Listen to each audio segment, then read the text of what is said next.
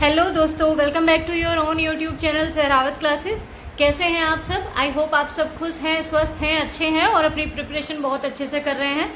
So guys, in the previous video we have started a new practice set for your all upcoming exams like UP LT grade, UP TGT, PGT and GIC lecturer also.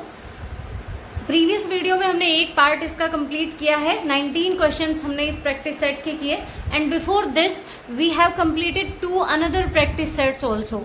मैंने playlist बनाई हुई है, you can check out those playlist. Practice set 1 और practice set 2 के नाम से आपको 2 playlist देखने को मिल जाएंगे, जिसमें 2 प्रैक्टिस सेट हमने कंप्लीट सोल्व किए हैं। Now this is third one. अब इसको स्टार्ट करते हैं। Question number 1 is which one of the following condition in human is correctly matched with its chromosomal abnormality और linkage.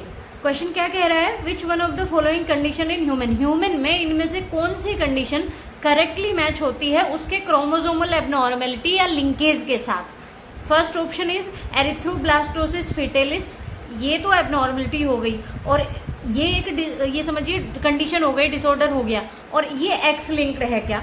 Second option is Down syndrome 44 autosomes plus XO। Third one is Klinefelter syndrome 44 autosomes plus XXY। Fourth one is colour blindness Y linked. So बहुत easy question है और ये बहुत common से disorders हैं जिनके बारे में हम जनरली पढ़ते ही रहते हैं। एरिथ्रोब्लास्टोसिस फेटेलिस 12th NCERT आप देखोगे तो इसके बारे में डिटेल में दिया हुआ है। एरिथ्रोब्लास्टोसिस फेटेलिस क्या कंडीशन होती है? ये क्रोमोसोमल एबनॉर्मेलिटी है ही नहीं, तो ये तो करेक्ट मैच हो ही नहीं सकता। ये एक ब्लड कंडीशन होती है। किससे रिलेटेड होती है? Incompatibility between mother and foetus. ये क्रिएट होती है या होती है किसकी वजह से? Incompatibility between mother and foetus. और ये एक हीमोलिटिक डिसीज है न्यूबॉर्न की। देखिए, समझते हैं क्या है एरिथ्रोब्लास्टोसिस फेटेलिस। ये एक ऐसी कंडीशन होती है जिसमें एक मदर है जो कि RH नेगेटिव है। यहाँ देखते हैं, यहाँ पर मदर है जो RH नेगेटिव है ब्लड ग्रुप जिसका, और एक फादर हैं, हस्बैंड है मीन्स इनके, जिनका ब्लड क्या है? RH positive. RH नेगेटिव और RH पॉजिटिव का मीनिंग आप समझते हैं? इसके पास RH एंटीजन नहीं है, मदर के पास क्या नहीं है? RH एंटीजन एब्सेंट है, और जो फादर है उसके पास RH एंटीजन प्रेजेंट है। यहाँ पर एब्सेंट, यहाँ पर RH एंटीजन। हमारे पास कौन कौन से एंटीजन होते हैं ब्लड ग्रुप में? A एंटीजन, B एंटीजन और एक ये होता है RH एंटीजन। रीसस मंकी में इसको पहली बार देखा गया था, इसलिए इसको RH एंटीजन बोलते हैं। ये कुछ पॉपुलेशन में होता है और कुछ पॉपुलेशन के कुछ मेंबर्स में नहीं देखने को मिलता। तो ये RH पॉजिटिव मेल है और ये RH पॉजिटिव क्या है? फीमेल है। और दोनों की जो पहली ऑफस्प्रिंग या पहला चाइल्ड होगा, अगर वो पहला चाइल्ड क्या हो जाता है? RH पॉजिटिव हो जाता है। तो RH पॉजिटिव का मीनिंग क्या है? कि इस चाइल्ड में क्या होंगी? RH एंटीजन होंगी। अब क्या होता है, इस बच्चे को कोई प्रॉब्लम नहीं होगी और नॉर्मल डिलीवरी हो जाएगी, नॉर्मल प्रेगनेंसी रहेगी। But at the time of delivery ऐसा क्यों होता है? देखिए, जो मदर का ब्लड है और फीटस का ब्लड है वो डायरेक्ट कांटेक्ट में नहीं आता है पूरी प्रेगनेंसी में। तो क्या होता है, वैसे तो RH पॉजिटिव का मतलब क्या है? फीटस के पास ये RH एंटीजन है। अगर मदर का ब्लड इसके कांटेक्ट में आता है तो RH एंटीजन मदर के पास तो है नहीं। जो चीज़ हमारे पास नहीं होती, जो प्रोटीन, उसके अगेंस्ट हमारी बॉडी क्या बना लेगी? एंटीबॉडीज़ बनाएगी। तो पूरी प्रेगनेंसी में तो ऐसा कहीं नहीं होता, बट ड्यूरिंग द डिलीवरी या पार्टूरिशन के दौरान क्या होता है? थोड़ा सा ब्लड मदर फीटस का मदर की बॉडी में चला जाता है। तो क्या होगा? ये जो एंटीजन ब्लड गया है इसमें RH एंटीजन चले गए मदर की बॉडी में। RH एंटीजन मदर के पास है नहीं। इस एंटीजन के अगेंस्ट मदर की बॉडी क्या बनाना शुरू कर देगी? एंटीबॉडीज बनाना शुरू कर देगी। अब अगर कॉन्सिक्यूटिव प्रेगनेंसी यानी अगली जो प्रेगनेंसी होती है, सेकंड प्रेगनेंसी, उसमें फिर बाई चांस RH पॉजिटिव ही है नया जो चाइल्ड है, फिर से चाइल्ड क्या का ब्लड ग्रुप क्या है? RH पॉजिटिव, तब एरिथ्रोब्लास्टोसिस फेटेलिस कंडीशन क्रिएट होती है। बिकॉज अब मदर के ब्लड में तब तक क्या बन चुकी हैं? RH एंटीजन के अगेंस्ट RH एंटीबॉडी बन चुकी हैं। वो एंटीबॉडीज धीरे धीरे इसके ब्लड को, इसकी RBC को क्या करना करेंगी? मारना शुरू करेंगी, जिससे बच्चे में एनीमिक कंडीशन क्रिएट होगी और बच्चे की क्या हो सकती है? डिलीवरी से पहले ही डेथ हो सकती है। तो उसको क्या बोलेंगे? एरिथ्रोब्लास्टोसिस फेटेलिस। ये कंडीशन। तो इस कंडीशन में क्या क्या नेसेसरी है, क्या क्या कंडीशंस जरूरी हैं कि एक तो फर्स्ट चाइल्ड भी पॉजिटिव हो और जो सेकंड चाइल्ड है वो भी RH पॉजिटिव हो, तभी ऐसा होगा। अगर ये सेकंड चाइल्ड RH नेगेटिव हो जाता है तो फिर वो कंडीशन क्रिएट ही नहीं होगी, बिकॉज RH नेगेटिव अगर होगा तो उस पर कोई इफेक्ट नहीं पड़ेगा इन एंटीबॉडीज़ का। ये एंटीबॉडीज़ का इफेक्ट इस पर तभी पड़ेगा जब ये RH पॉजिटिव हो। और मदर कैसी होनी चाहिए, RH नेगेटिव, और फादर कैसा होना चाहिए, RH पॉजिटिव, तब ये कंडीशन क्रिएट होती है erythroblastosis fetalis. So I hope this is clear to you. Next is Down syndrome. Down syndrome आप जानते हो, बार बार हम इससे रिलेटेड क्वेश्चन पढ़ते हैं। 21st पेयर ऑफ क्रोमोसोम पर, यानी 21st पेयर ऑफ क्रोमोसोम क्या होते हैं, हमारे ऑटोसोम्स होते हैं, उन पर ट्राइसोमी हो जाती है। तो ट्राइसोमी में क्या होगा, एक क्रोमोसोम एक्स्ट्रा हो जाएगा, तो 22 × 2 यानी कि 44 ऑटोसोम्स नहीं रहेंगे, यहाँ क्या हो जाएगा 45 ऑटोसोम्स हो जाएंगे। और सेक्स क्रोमोसोम पे कोई इफेक्ट नहीं पड़ता, यहाँ पर एक्स दिया हुआ है तो XX या XY ही रहेगा, ये इस पर कोई इफेक्ट पड़ेगा ही नहीं। तो ये कंडीशन इन्होंने गलत दिखाई हुई है। 44 ऑटोसोम्स की प्लेस पर यहाँ 45 शो करना चाहिए था और ये सेक्स क्रोमोसोम्स नॉर्मल शो करने चाहिए थे। ओवरऑल 47 क्रोमोसोम्स हो जाते हैं इस कंडीशन में। So this is also not correct. Now the third one is Klinefelter syndrome. 44 autosomes होते हैं और XXY होता है, दिस इज करेक्ट। हम बहुत बार पहले भी क्लाइनफेल्टर सिंड्रोम के बारे में पढ़ चुके हैं। 44 ऑटोसोम्स होते हैं और एक X एक्स्ट्रा कॉपी आ जाती है X क्रोमोसोम की। कलर ब्लाइंडनेस क्या है, वाई लिंक्ड शो किया हुआ है, वाई लिंक्ड नहीं होता है, X लिंक्ड रिसेसिव ट्रेट है। कलर ब्लाइंडनेस क्या है, X लिंक्ड है, मींस इसकी जो जीन होती है वो डिफेक्टिव जीन किसके ऊपर होती है, X क्रोमोसोम के ऊपर होती है, और वो भी रिसेसिव कंडीशन में होता है, मींस दोनों ही जीन ऐसी होंगी तब अपने आप को शो करेंगे, एक्सप्रेस करेंगे और तब डिसीज होगी। Now the next question is, in Drosophila, gene for Y-type mutation is also responsible for depigmentation of body parts. Thus, a gene that controls several phenotypes is called. ऐसी gene जो कई सारे phenotype control करती है उसको क्या बोलेंगे। Drosophila में Y-type म्यूटेशन की जो जीन है वो मतलब आईज जिस जीन की वजह से वाइट है, उसी जीन की वजह से क्या हो रहा है, बॉडी पार्ट्स का डीपिगमेंटेशन भी हो रहा है, means body parts light coloured हो रहे हैं। तो वो जीन जो कई सारे फिनोटाइप्स कंट्रोल कर रही है, एक ही जीन कई सारे फिनोटाइप्स कंट्रोल कर रही है, उसको क्या बोलते हैं। Option 1 is oncogene, option 2 epistatic gene, option 3 hypostatic and option 4 is pleiotropic gene. So the correct answer here will be pleiotropic gene. Pleiotropic gene उन्हीं को बोलते हैं when one single gene controls many characters और many phenotypes, different characters. एक single gene जब influence करती है 2 या 2 से ज़्यादा ट्रेट्स को जो एक दूसरे से अनरिलेटेड हैं, उनको, उस जीन को हम क्या बोलते हैं, प्लियोट्रोपिक जीन। मतलब वन जीन मल्टीपल इफेक्ट्स, एक जीन के कई सारे इफेक्ट। बाकी जीन्स की बात करें तो ओनको जीन किसके लिए रेस्पॉन्सिबल होती है, ऐसी जीन जो कैंसर कॉजिंग होती है। ओनको टर्म जहाँ कहीं भी आती है बच्चों याद रखना है कैंसर से रिलेटेड है, ओनको वायरस, ओनको जीन। हाइपोस्टैटिक और एपिस्टैटिक क्या होता है, जब एक जीन दूसरे जीन के इफेक्ट को सप्रेस करती है, एक जीन दूसरे जीन के एक्सप्रेस होने को रोकती है, उसको क्या बोलते हैं, एपिस्टैटिक। और जिसका एक्सप्रेशन रुक जाता है, जिसका एक्सप्रेशन इसकी वजह से नहीं हो पा रहा है, उसको हाइपोस्टैटिक जीन बोलते हैं। So the correct answer here will be option number 4, pleiotropic gene. Now the next question is, a unit composed of a sugar and base linked by beta glycosidic bond is known as a। बहुत basic question पूछा है, you can easily answer। Option 1 is nucleotide, option 2 nucleoside, option 3 glycoside and option 4 is purine। I hope आप लोगों ने अब तक सोच लिया होगा क्या होगा आंसर। आंसर क्या हो जाएगा, option number 2 nucleoside. Nucleoside, nucleotide, glycoside, in terms का मीनिंग समझते हैं। सबसे पहले न्यूक्लियोसाइड क्या है। न्यूक्लियोसाइड किसको बोलेंगे, ऐसी जिसमें क्या चीज़ है, शुगर है और बेस है।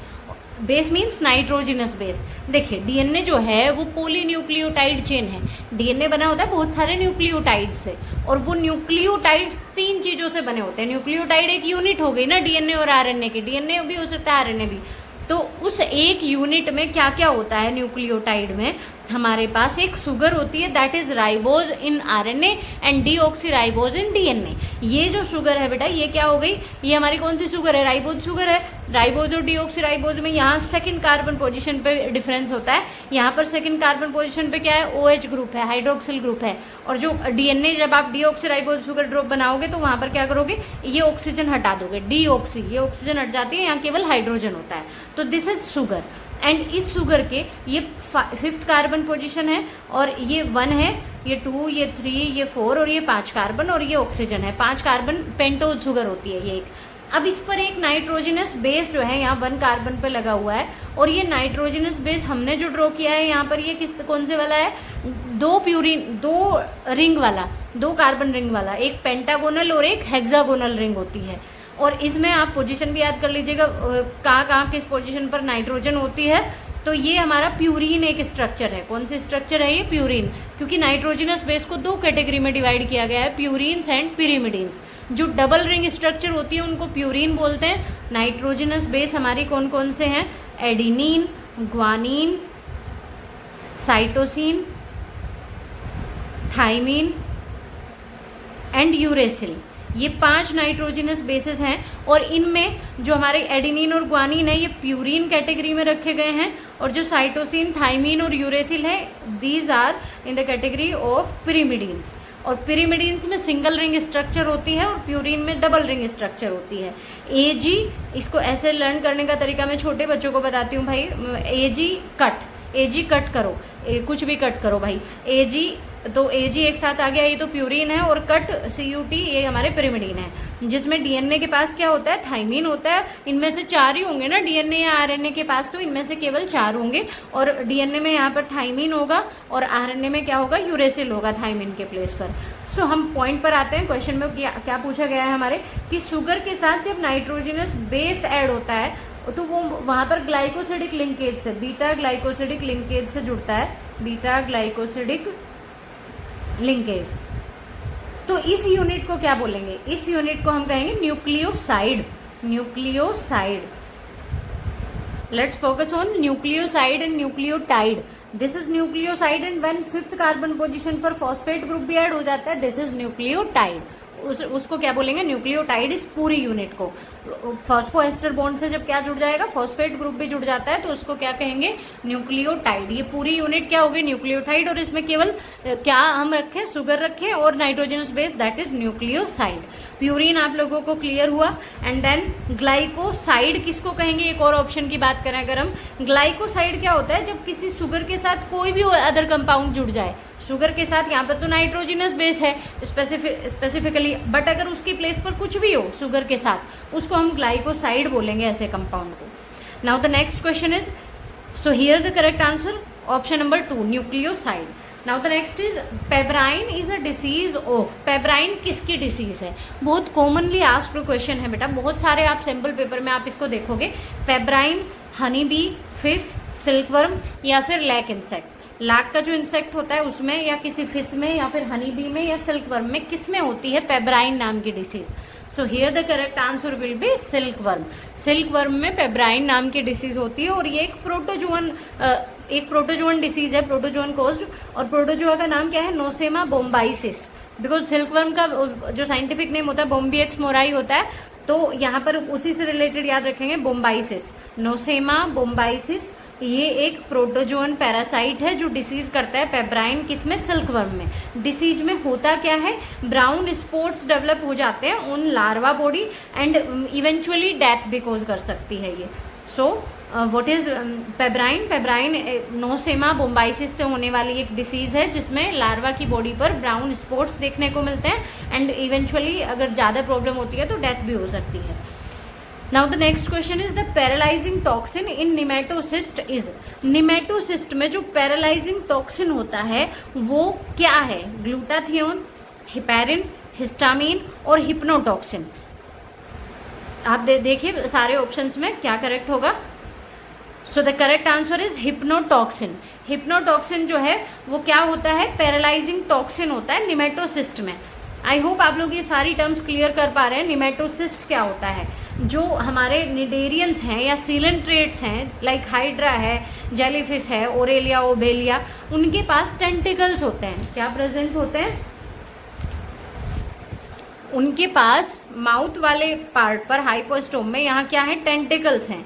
और ये जो टेंटिकल्स होते हैं इनके ऊपर एक स्पेशलाइज्ड सेल्स होती है, निडोब्लास्ट और निमेटोसिस्ट। यहाँ पर एक सेल्स हैं जिनको स्टिंगिंग सेल्स भी बोल सकते हैं या फिर निमेटोसिस्ट।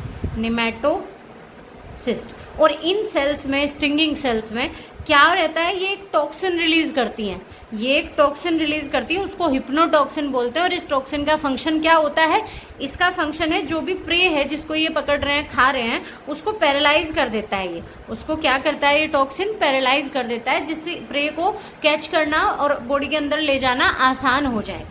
सो निमेटोसिस्ट में जो टॉक्सिन बनता है दैट इज हिप्नोटॉक्सिन, और ये स्टिंगिंग कैप्सूल्स जो होते हैं निडेरियंस में उनमें प्रेजेंट होता है और प्रे को पैरालाइज करके उसको इजीली कैप्चर करने में हेल्प करता है। ग्लूटाथियोन क्या है, ये एक अमाइनो एसिड है। हिस्टामिन क्या है, हिस्टामिन रिलीज होता है इम्यून रेस्पॉन्स में। जब कभी भी हम कोई हमारी बॉडी इम्यून रेस्पॉन्स करती है तो जो केमिकल प्रोड्यूस होता है दैट इज हिस्टामिन। हिपैरिन क्या होता है, एक ब्लड नेचुरल ब्लड एंटीकोगुलेंट है, मींस ब्लड में क्या नहीं होने देता, कोगुलेशन या क्लोटिंग को प्रिवेंट करता है, रोकता है, थक्का बनने से रोकता है। Now the next question is enzymes found attached to inner membrane of mitochondria instead of matrix is. Enzymes जो इनर मेम्ब्रेन पर होते हैं माइटोकॉन्ड्रिया के इंस्टेड ऑफ मैट्रिक्स, वो कौन कौन से हैं? Number 1 is succinic dehydrogenase, number 2 cytochrome oxidase, number 3 both 1 and 2, and number 4 is malic dehydrogenase. Here the correct answer will be both 1 and 2. यहाँ पर दोनों हो जाएंगे, सक्सिनिक डिहाइड्रोजिनेज और साइटोक्रोम ऑक्सीडेज। ये दोनों ही इंपॉर्टेंट एंजाइम्स हैं हमारे क्रेब्स साइकिल में। जब हम क्रेब्स साइकिल पढ़ते हैं तो वहाँ पर हम देखते हैं ETC इलेक्ट्रॉन ट्रांसपोर्ट चेन जो होती है उसमें 5 कॉम्प्लेक्स होते हैं। तो जो सक्सिनिक डिहाइड्रोजिनेज है ये कॉम्प्लेक्स सेकंड का पार्ट है, और साइटोक्रोम ऑक्सीडेज जो है ये कॉम्प्लेक्स फोर्थ का पार्ट है। सक्सिनिक डिहाइड्रोजिनेज क्या फंक्शन परफॉर्म करता है, सक्सिनेट या सक्सिनिक एसिड को फ्यूमेरेट में कन्वर्ट करता है, और साइटोक्रोम ऑक्सीडेज जो है इसका बड़ा इंपॉर्टेंट रोल है, ये फाइनल ट्रांसफर करता है इलेक्ट्रॉन्स का ऑक्सीजन के पास, इलेक्ट्रॉन्स को ऑक्सीजन को ट्रांसफर करता है लास्ट में साइटोक्रोम ऑक्सीडेज। और ये दोनों ही एंजाइम जो माइटोकॉन्ड्रिया है उसकी एक इनर मेम्ब्रेन होती है, एक आउटर मेम्ब्रेन होती है। इनर मेम्ब्रेन ऐसे कंटिन्यूस होती है और जो आउटर मेम्ब्रेन कंटिन्यूस होती है, और जो इनर मेम्ब्रेन है वो ऐसे फोल्ड की फॉर्म में होती है, क्रिस्टी बोलते हैं जिनको। तो इस इनर बाकी एंजाइम्स हमारे कहाँ पर हैं, मैट्रिक्स में। ये वाला पोर्शन क्या है, मैट्रिक्स। और जो ये सक्सिनिक डिहाइड्रोजिनेज और साइटोक्रोम ऑक्सीडेज हैं ये कहाँ पर होता है, इनर मेम्ब्रेन पर प्रेजेंट होते हैं माइटोकॉन्ड्रिया की। So here the correct option will be option 3. Now the next question is find out the correctly matched pair. Correctly matched pair को फाइंड आउट करो। Number 1 is pepsinogen zymogenic cells, number 2 HCl goblet cells, number 3 mucus oxyntic cells, number 4 is pancreatic juice salivary glands. Here the correct answer will be pepsinogen.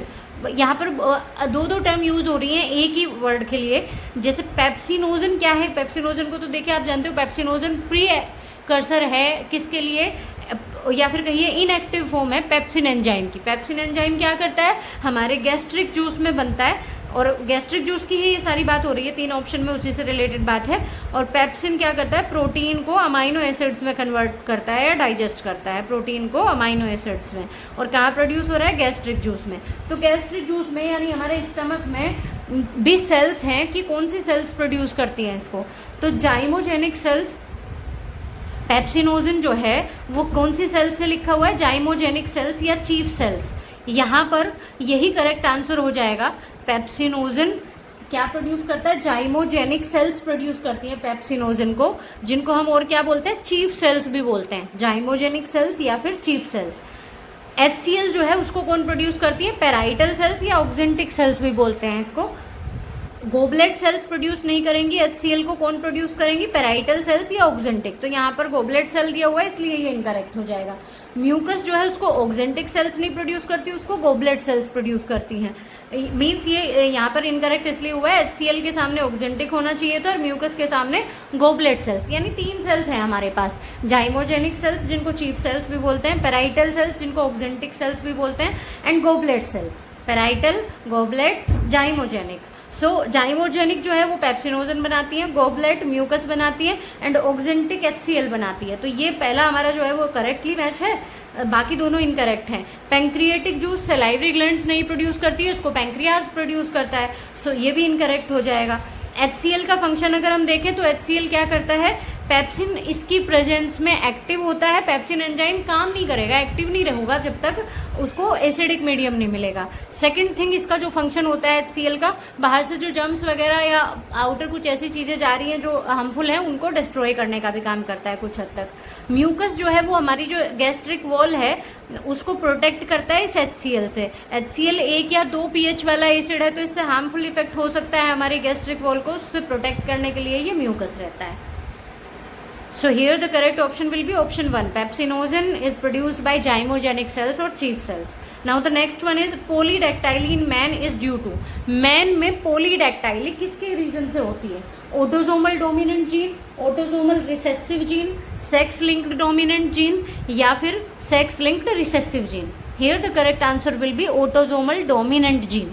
Autosomal dominant gene का आप meaning समझ रहे हैं, जो disorder होते हैं वो 4 तरह के हो सकते हैं इस बेसिस पर। जो क्रोमोसोमल डिसऑर्डर हैं, मीन्स अगर जो डिफेक्टिव जीन है या हमारी जो म्यूटेंट जीन है वो किसके ऊपर प्रेजेंट है, हमारे 22 ऑटोसोम्स जो हैं पेयर उनके ऊपर प्रेजेंट हो तो उस डिसऑर्डर को ऑटोसोमल बोलेंगे। अगर वो डिसऑर्डर वाली या डिफेक्ट वाली जीन जो है वो सेक्स क्रोमोसोम के ऊपर है तो उसको सेक्स लिंक्ड बोलेंगे। और रिसेसिव और डोमिनेंट से क्या मीनिंग है, अगर दोनों ही एलील ऐसी होनी चाहिए, म्यूटेंट होनी चाहिए तभी डिसऑर्डर होता है तो उसको क्या कहेंगे, रिसेसिव बोलेंगे। और अगर एक एलील भी ऐसी है डिफेक्टिव या फिर म्यूटेंट वाली और उससे डिसऑर्डर हो जाता है, मतलब अपने एक के प्रेजेंस से भी अपना इफेक्ट शो करती है तो उसको डोमिनेंट बोलेंगे। पॉलीडैक्टाइली होती क्या है बेटा, इसमें हम कहीं एक पर्सन में किसी में भी 5 फिंगर होती है नॉर्मली, तो एक्स्ट्रा फिंगर होना या एक्स्ट्रा टो का प्रेजेंट होना, एक टो होता है और फिंगर, तो उनका एक्स्ट्रा प्रेजेंट होना दैट इज पॉलीडैक्टाइली, जो कि एक ऑटोसोमल डोमिनेंट जीन का डिसऑर्डर है। ऑटोसोमल मीन्स इसकी जो जीन होती है वो ऑटोसोम्स पर प्रेजेंट होती है, डोमिनेंट मीन्स एक भी एलील अगर ऐसी है तो डिसऑर्डर हो जाता है। Now the next is in genetic engineering a DNA segment or gene of interest is transferred to the host cell through a vector. Consider the following 4 agents A to D in this regard and select the correct option about which one or more of these can be used as a vector or vectors. इन सारे agents को देखिए और ये बताइए कि इनमें से कौन क्या किए जा सकते हैं, एज ए वेक्टर यूज किए जा सकते हैं जेनेटिक इंजीनियरिंग में। जेनेटिक इंजीनियरिंग या रिकॉम्बिनेंट डीएनए टेक्नोलॉजी में हम अपना कोई डीएनए सेगमेंट डिज़ायर्ड जीन को क्या करते हैं, ट्रांसफ़र करते हैं होस्ट सेल में। हम कोई डिज़ायर्ड जीन लेते हैं, ये सपोज हमारी डिज़ायर्ड जीन है और इसको हमको ट्रांसफ़र करना है किसी होस्ट सेल में। सपोज हमें इंसुलिन बनाने वाली जीन ले ली हमने ह्यूमन के पैंक्रियाज से और उसको ई कोलाई में हम लोग ट्रांसफ़र कर रहे हैं, तो ये होस्ट सेल हुई हमारी and this is our desired gene. तो इसको इसमें ट्रांसफ़र करने के लिए हमें किसकी नीड होती है, किसी वेक्टर की नीड होती है। वेक्टर क्या हो, जो इंडिपेंडेंटली रेप्लिकेट हो सके, अपनी कॉपी बना सके। तो हम प्लाज्म किसको एज ए वेक्टर यूज़ करते हैं, ऑप्शन देखते हैं क्या क्या है, बैक्टीरियम या प्लाज्मिड, प्लाज्मोडियम या फिर बैक्टीरियोफेज। तो यहाँ पर करेक्ट हमारे कौन कौन से हो जाएंगे, प्लाज्मिड और बैक्टीरियोफेज, बिकॉज जो बैक्टीरिया है ये तो as a host cell use हो रहे हैं, पूरा बैक्टीरिया की body as a host cell. And plasmodium क्या है, ये एक पैरासाइट होता है, मलेरिया कोज करता है, इसको हम एज ए वेक्टर यूज नहीं कर सकते। बचे हमारे प्लाज्मिड और बैक्टीरियोफेज। प्लाज्मिड क्या होता है बेटा, बैक्टीरिया की ही सेल में एक एक्स्ट्रा क्रोमोसोमल सर्कुलर डीएनए होता है। एक्स्ट्रा क्रोमोसोमल मतलब इसका जो क्रोमोसोमल डीएनए है जो इसके सारे कैरेक्टर्स को कंट्रोल कर रहे हैं, न्यूक्लियोइड जो है वो तो अलग हो गया, उसके अलावा एक एक्स्ट्रा क्रोमोसोमल सर्कुलर डीएनए है जो मैं पहले भी डिस्कस कर चुकी हूँ अनदर क्वेश्चंस में भी, कि ये क्या करता है, रेजिस्टेंस प्रोवाइड करता है जैसे एंटीबायोटिक्स के लिए, रिप्रोडक्शन में हेल्प करता है। और यहाँ जेनेटिक इंजीनियरिंग में इसका बड़ा रोल है एज ए वेक्टर, बिकॉज ये सेल्फ रेप्लिकेटिंग होता है, इंडिपेंडेंटली रेप्लिकेट कर सकता है। और इसमें हम अपने डिज़ायर्ड जीन को ऐड कर देते हैं, कट करते हैं सेम रेस्ट्रिक्शन एंजाइम से डिज़ायर्ड जीन को भी और इसको भी, और वो जीन यहाँ पर ऐड कर दी जाती है लाइगेज एंजाइम की हेल्प से, और फिर इसकी हेल्प से हम अपनी डिज़ायर्ड जीन को होस्ट सेल में ट्रांसफ़र करते हैं। ऐसे ही बैक्टीरियोफेज होते हैं। बैक्टीरियोफेज क्या होते हैं, बैक्टीरियोफेज आर द वायरस, ये वो वायरस होते हैं which infects bacteria, virus that infects bacteria. ऐसे वायरस जो किसको इन्फेक्शन करते हैं, बैक्टीरिया को इन्फेक्शन करते हैं, उनको हम बैक्टीरियोफेज, मीन्स इनके नाम में बैक्टीरिया आ रहा है तो कंफ्यूज मत हो जाना, ये बैक्टीरिया हैं, दीज आर वायरस जो बैक्टीरिया को इन्फेक्शन करते हैं। तो इनको भी हम एज ए वेक्टर यूज कर सकते हैं अपनी जीन ऑफ इंटरेस्ट को ट्रांसफर करने के लिए। So the correct answer here will be B and D only. B और डी को हम यूज कर सकते हैं as a vector. Now the next question is the phenomenon of using a predator for controlling a pest is. एक pest को control करने के लिए अगर हम प्रीडेटर का यूज करते हैं तो उस फिनोमिनन को क्या बोलेंगे? Biological control, genetic engineering, artificial control और कंफ्यूजन टेक्निक। ये भी हम पहले भी एक क्वेश्चन कर चुके हैं किसी प्रैक्टिस सेट में solve. Here the correct answer will B biological control. अगर हम किसी पेस्ट की पॉपुलेशन कंट्रोल करने के लिए क्या यूज करते हैं? किसी प्रीडेटर का यूज करते हैं, मीन्स नेचुरल उसका कोई प्रीडेटर है उसका यूज करते हैं, तो उसको बायोलॉजिकल कंट्रोल मेथड बोलते हैं। और जैसे लेडी बग है, ladybird beetle, praying mantis है, ये क्या करते हैं? स्केल इंसेक्ट और एफिड पेस्ट ऑफ वेजिटेबल्स के लिए क्या होते हैं? उनके लिए प्रीडेटर का काम करते हैं, यानी उनकी पॉपुलेशन को कंट्रोल करते हैं। Now the next one is a common bio control agent for the control of plant disease. Plant disease को कंट्रोल करने के लिए कॉमन बायो कंट्रोल एजेंट क्या यूज होता है? बहुत कॉमन जो यूज होता है प्लांट की डिसीज को कंट्रोल करने के लिए। Number 1 option is trichoderma, number 2 baculovirus, number 3 bacillus thuringiensis and number 4 is glomus. Trichoderma बड़ा इंपॉर्टेंट सा क्वेश्चन बनता है बेटा, ट्राइकोडर्मा के बारे में बहुत जगह पूछा गया है। ये एक फंगस होती है और बहुत सारी दूसरी फंगस डिसीज को कंट्रोल करने के लिए, फंगल डिसीज को कंट्रोल करने के लिए इसका यूज होता है। अनदर सो ये एक टॉक्सिन प्रोड्यूस करता है और उस टॉक्सिन से दूसरी फंगल डिसीज से प्रिवेंट करता है, रोकता है दूसरी फंगल डिसीज होने से। बाकी ऑप्शंस की बात करें, नंबर 2 इज बैक्यूलोवायरस। बैक्यूलोवायरस क्या होते हैं? ये वो वायरस हैं जो इंसेक्ट को इन्फेक्ट करते हैं और इंसेक्ट पेस्ट को कंट्रोल करते हैं, मींस डिसीज को नहीं, इंसेक्ट पेस्ट को कंट्रोल कर रहे हैं। बैसिलस thuringiensis बीटी जिसकी हम बात करते हैं, प्रीवियस पेपर्स में भी हम क्वेश्चंस में डिस्कस कर चुके हैं, बीटी कॉटन।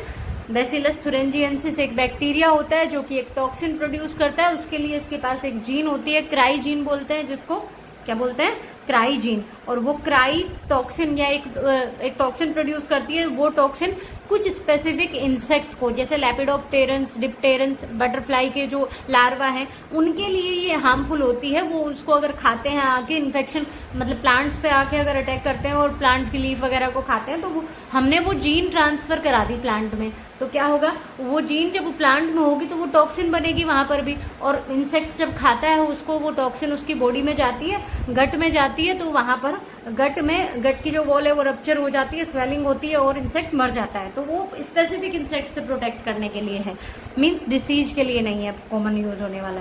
ग्लोमस किसको बोलते हैं?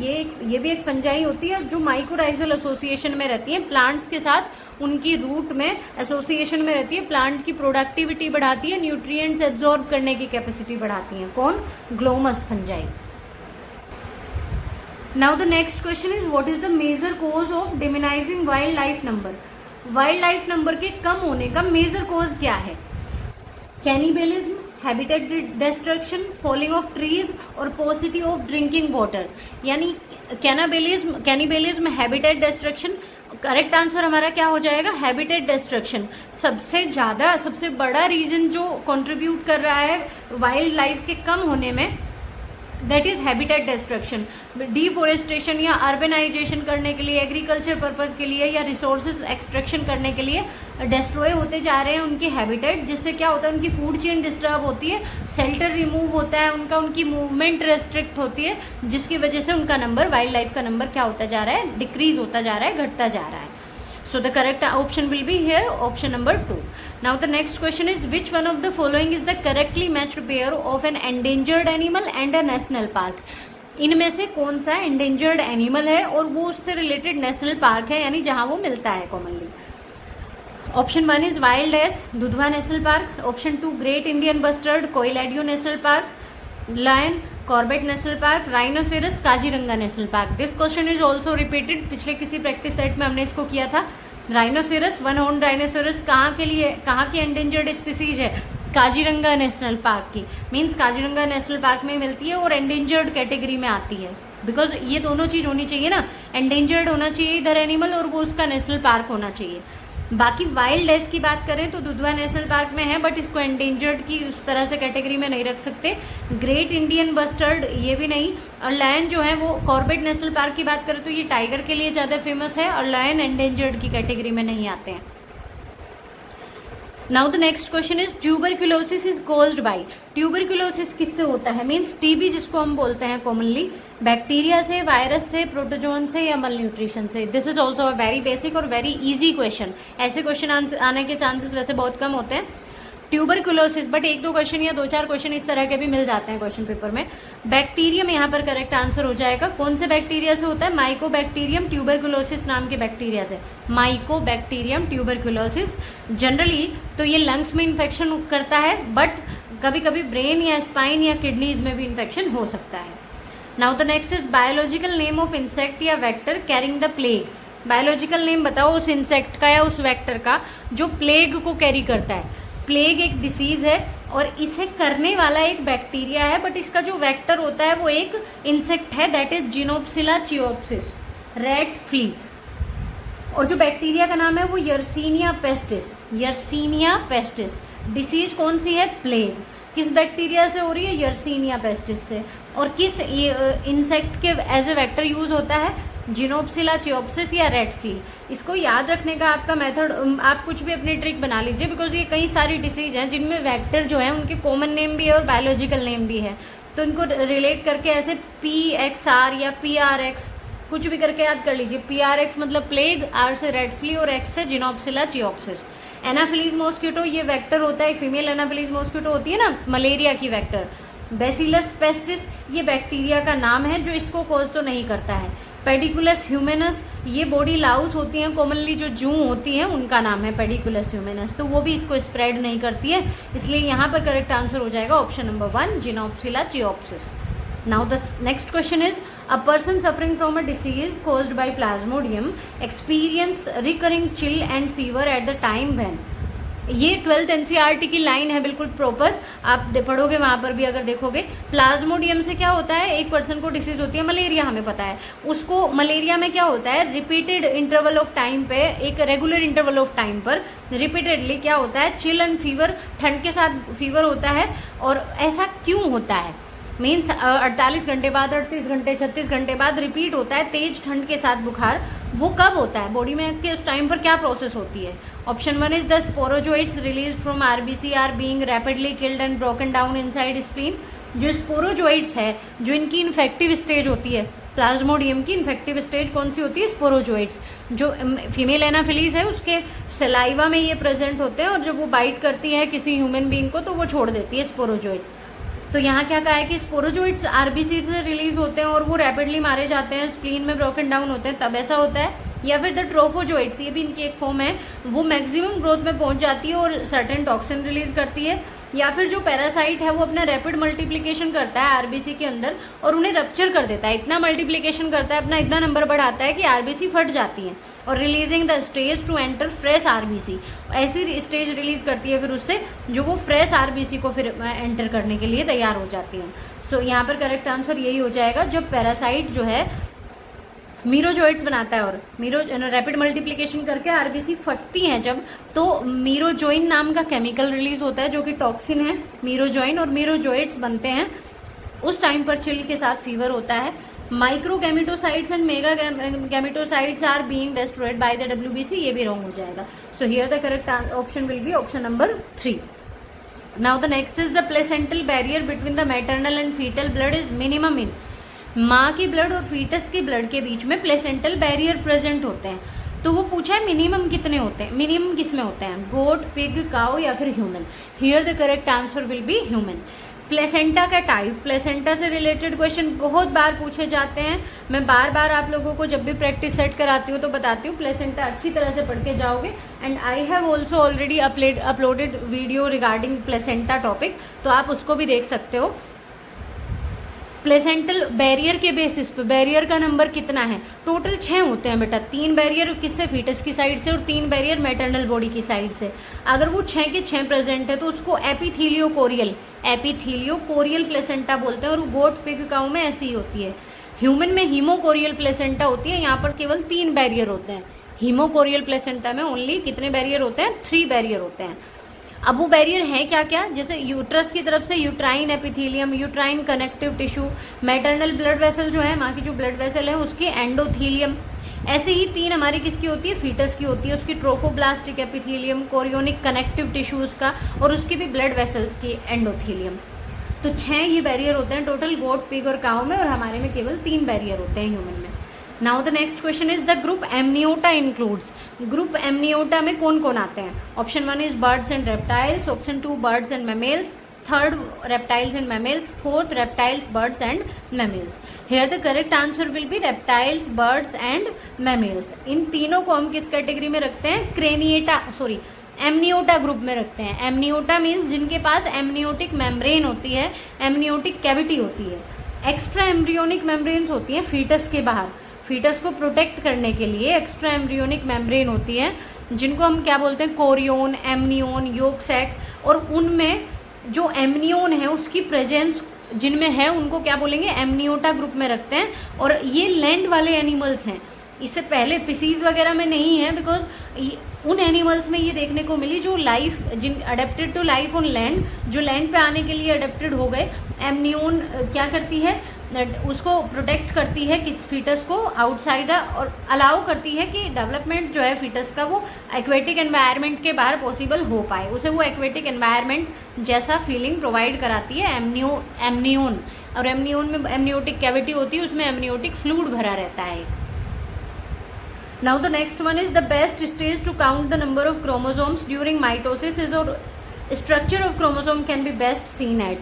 बहुत बेसिक सा क्वेश्चन है, जब भी हम माइटोसिस मियोसिस पढ़ते हैं तो इस लाइन को जरूर पढ़ते हैं कि क्रोमोसोम जो है सबसे क्लियर विजिबल किस फेज में होते हैं? वो मेटाफेज में होंगे। प्रोफेज, मेटाफेज, एनाफेज, टीलोफेज में से सबसे ज़्यादा क्लियरली विजिबल और क्रोमोसोम का नंबर हम जिस स्टेज में काउंट कर सकते हैं वो मेटाफेज में है, बिकॉज मेटाफेज में क्रोमोसोम्स, प्रोफेज में तो कंडेंसेशन शुरू होती है, एनाफेज में वो सेपरेट होने शुरू हो जाते हैं, मेटाफेज में वो अपने आप को इक्वेटर पे अरेंज करके रखते हैं। हमने अभी मियोसिस पढ़ा था प्रीवियस वीडियो में, तो देखा था कि मेटाफेज में बाईवेलेंट की फॉर्म में क्रोमोसोम्स जो है वो अपने आप को बाईवेलेंट की फॉर्म में, यानी कि पेयरिंग हो रखी है क्रोमोसोम्स की। बाईवेलेंट तभी तो बनता है ना जब पेयरिंग होती है, सिनेप्सिस होता है, तो पेयर की फॉर्म में, बाईवेलेंट या टेट्राड की फॉर्म में कहाँ पर? इक्वेटर पर अलाइन कर लेते हैं अपने आप को, तो इजीली इनको काउंट किया जा सकता है, क्लियरली विजिबल होते हैं इस टाइम पर, best visible. Now the next is which of the following basis is present in RNA in place of thymine. अभी हमने एक क्वेश्चन में डिस्कस किया कि आरएनए में थाइमीन के प्लेस पर क्या होता है? यूरेसिल प्रेजेंट होता है। Here the correct answer will be option number 1 uracil.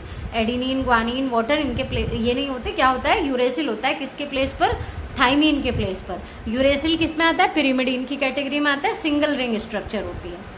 Now the next is how many nucleotides are present in one turn of DNA helix. ये लर्निंग बेस्ड क्वेश्चन है और बहुत ईजी क्वेश्चन है। कितने nucleotides present होते हैं DNA helix के एक टर्न में? हम ऐसे एक टर्न बनाते हैं तो उसमें बेस पेयर कितने हैं? न्यूक्लियोटाइड्स कितने हैं, मतलब उतने ही बेस पेयर हैं। तो जितने एक टर्न में बेस पेयर होते हैं नंबर 10, 4, 8, 10, 9, यहाँ पर करेक्ट आंसर क्या हो जाएगा? 10 पेयर्स होते हैं। वन टर्न में कितने बेस पेयर हैं? 10 पेयर्स हैं, और उनके बीच 0.34 एंगस्ट्रॉम क्या होता है? डिस्टेंस होता है। Now the next is ribosomes are made up of. Ribosomes किसके बने होते हैं? DNA and protein, DNA alone, RNA and protein, या फिर RNA and DNA? Here the correct option will be option number 3 RNA and protein. दो चीज़ों से बना होता है राइबोसोम्स, आरएनए और प्रोटीन से बना होता है। RNA basically ribonucleic acid and कुछ प्रोटीन्स होती हैं। Now the next is starch and cellulose are the compounds made up of many units of. Starch और सेलुलोज ये दोनों पॉलीसैकेराइड हैं, स्टार्च और सेलुलोज। स्टार्च क्या होता है? रिजर्व फूड मटेरियल या स्टोर्ड फूड मटेरियल होता है प्लांट्स का। प्लांट्स जो है वो एक्स्ट्रा फूड को किस फॉर्म में स्टोर करते हैं? स्टार्च की। और सेलुलोज क्या है? प्लांट्स की सेल वॉल जो है वो सेलुलोज की बनी होती है। ये कंपाउंड्स बहुत सारी यूनिट से बने होते हैं। किसकी यूनिट होती है वो? सिंपल शुगर, फैटी एसिड्स या ग्लिसरॉल या अमाइनो एसिड्स। तो ये पॉलीसैकेराइड हैं और ये बने होते हैं मोनोसैकेराइड्स के। यूनिट्स को क्या बोलते हैं? मोनोसैकेराइड या फिर सिंपल शुगर, लाइक ग्लूकोज है, मोस्ट कॉमनली ग्लूकोज और मे बी फ्रक्टोज वगैरह। सिंपलेस्ट कार्बोहाइड्रेट होते हैं या फिर कह सकते हैं बिल्डिंग ब्लॉक्स होते हैं कॉम्प्लेक्स कार्बोहाइड्रेट्स के लिए। ग्लिसरॉल की बात करें और फैटी एसिड्स की, तो ये क्या बनाते हैं? हमारा फैट या लिपिड बनाते हैं। और अमाइनो एसिड्स क्या बनाते हैं? ये बिल्डिंग ब्लॉक्स होते हैं किसके? प्रोटीन्स की। So here the correct option will be option number 1 simple sugar. Now the next is nucleoli are rich in. Nucleoli किस चीज़ में रिच होते हैं? न्यूक्लियोलाई यानी न्यूक्लियस के अंदर जो प्रेजेंट होता है nucleoli, DNA and RNA, DNA RNA and proteins, DNA या फिर RNA. Here the correct option will B DNA, RNA and proteins. तीनों चीज होती है। वैसे तो बेसिकली आरएनए और प्रोटीन्स होते हैं, बट डीएनए भी होता है इस आरएनए का सिंथेसाइज करने के लिए। राइबोसोम बायोजेनेसिस, इसका मेन फंक्शन क्या है न्यूक्लियोलस का? राइबोसोम का बायोजेनेसिस, यानी राइबोसोम को बनाता है ये। राइबोसोम का फॉर्मेशन कहाँ पर होता है? न्यूक्लियोलाई या न्यूक्लियोलस में होता है। Next is the function of nucleolus is the synthesis of. इसी से रिलेटेड क्वेश्चन फिर से, न्यूक्लियोलस का फंक्शन क्या होता है, क्या बनाना? DNA, messenger RNA, ribosomal RNA या फिर टीआरएनए। यहाँ पर क्या हो जाएगा? राइबोसोमल आरएनए, बिकॉज इसमें राइबोसोमल आरएनए बनाता है और वो फिर किसको सिंथेसाइज करता है? राइबोसोम्स को। राइबोसोमल आरएनए फिर किसको बनाता है? राइबोसोम्स को बनाता है। तो राइबोसोमल आरएनए कहिए या फिर राइबोसोम्स का सिंथेसिस किससे होता है? किसमें होता है? न्यूक्लियोलस में। Now the next is function of centriole is. Centriole का क्या फंक्शन है? सेंट्रियोल सेंट्रोसोम का पार्ट है। मियोसिस जब हमने पढ़ा था तब क्लियरली देखा था। Formation of spindle fibres, formation of nucleolus, initiation of cell division या फिर formation of cell plate. Here the correct option will be option number 1, formation of spindle fibres. जब सेल डिवीजन होता है तो आपने वो पूरी प्रोसेस पढ़ी थी कि यहाँ पे सेंट्रोसोम है और उसमें परपेंडिकुलरली अरेंज्ड क्या है? सेंट्रियोल्स हैं, और उन सेंट्रियोल से स्पिंडल फाइबर्स अराइज होते हैं माइक्रोट्यूब्यूल्स के बने हुए। माइक्रोट्यूब्यूल्स को वो एक साथ लाकर स्पिंडल फाइबर्स बनाते हैं और वो स्पिंडल फाइबर्स क्रोमोसोम के सेंट्रोमियर पर, वहाँ पर काइनेटोकोर है। सेंट्रोमियर पर क्या प्रेजेंट है? काइनेटोकोर। उससे आके स्पिंडल फाइबर अटैच होते हैं और फिर ये शॉर्टनिंग करके, लेंथ अपनी कम करके, जो क्रोमोसोम्स के पेयर हैं उनको सेपरेट करते हैं, सेग्रीगेट करते हैं। एक पेयर में से एक क्रोमोसोम इधर जाएगा, एक इधर जाएगा, और फिर क्रोमेटिड्स को भी सेपरेट कराते हैं स्पिंडल फाइबर्स, यानी सेल डिवीजन में रोल प्ले करते हैं और formation of spindle fibres. So guys, आज के इस सेशन में इतना ही। मिलते हैं नेक्स्ट वीडियो में नए टॉपिक और नए क्वेश्चंस के साथ। If you found the video helpful, don't forget to like, share and subscribe my channel. Till then, take care and bye bye. Thank you so much for watching.